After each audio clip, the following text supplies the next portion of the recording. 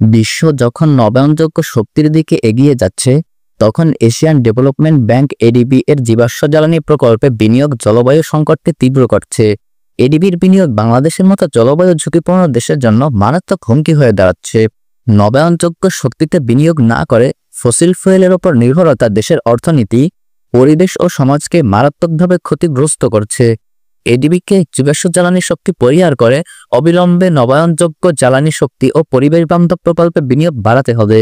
এডিবির বার্ষিক সভার প্রাক্কালে 29 এপ্রিল মঙ্গলবার সকালে মংলার নারিকেলতলায় মংলা নাগরিক সমাজ আয়োজিত প্রতিবাদী প্রচারাভিযানে বক্তারা একথা বলেন। প্রতিবাদী এ প্রচারাভিযানের সভাপতিত্ব ও প্রধান অতিথির বক্তৃতা করেন মংলা নাগরিক সমাজের আহ্বায়ক সাবেক উপজেলা ভাইস চেয়ারম্যান মোহাম্মদ নূর আলম শেখ। প্রতিবাদী প্রচারাভিযানে বক্তব্য রাখেন নাগরিক নেতা পরিবেশ যোদ্ধা মোহাম্মদ হাসিব সরদার, নারী নেত্রী ছবি হাজরা, আইরিন বিশ্বাস, ইউথ লিডার মেহেদি হাসান, রোজি বিশ্বাস, বিভা বিশ্বাস, নাগরিক নেতা অসীম বিশ্বাস, সঞ্জিত বিশ্বাস সহ অন্যান্যরা। বক্তৃতায় মোহাম্মদ নূর আলম শেখ বলেন, এডিবি বাংলাদেশের বিদ্যুৎ খাতে মোট $4.88 বিলিয়ন বিনিয়োগ করেছে। এর মধ্যে 82.9% চলে গেছে জীবাশ্ম জ্বালানি প্রকল্পে, সৌরবিদ্যুৎ মাত্র 2.55% এবং বায়ু শক্তিতে কোনো বিনিয়োগই হয়নি, যেখানে প্রতি মেগাওয়াট সৌর বিদ্যুতে বিনিয়োগের খরচ $0.51 মিলিয়ন, সেখানে জীবাশ্ম জ্বালানি ভিত্তিক প্রকল্পে প্রতি মেগাওয়াটে $2.04 মিলিয়ন ব্যয় করা হচ্ছে। এশিয়ান ডেভেলপমেন্ট ব্যাংক এডিবি তার বার্ষিক সভার প্রাক্কালে আমরা এই প্রচার অভিযান চালাচ্ছি।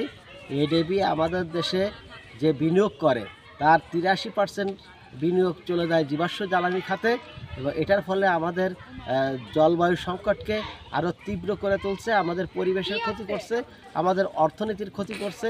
তাই আমরা এডিবির কাছে আহ্বান জানাই যে তারা যাতে জীবাশ্ম জ্বালানি থেকে সরে এসে নবায়নযোগ্য জ্বালানিতে বিনিয়োগ করে এবং টেকসই, পরিবেশ বান্ধব, জলবায়ু সহনশীল জ্বালানি খাতের জন্য একটি সবুজ ন্যায্য জ্বালানি রূপান্তরের ক্ষেত্রে তারা যেন আমাদের বিনিয়োগ দেয়, নবায়নযোগ্য জ্বালানি খাতে তারা বিনিয়োগ দেবে এবং জীবাশ্ম জ্বালানিতে তারা বিনিয়োগ বন্ধ করবে, সেই আহ্বান জানিয়ে আমরা এই প্রচার অভিযানের এই প্রতিবাদ সমাবেশের আয়োজন করেছি।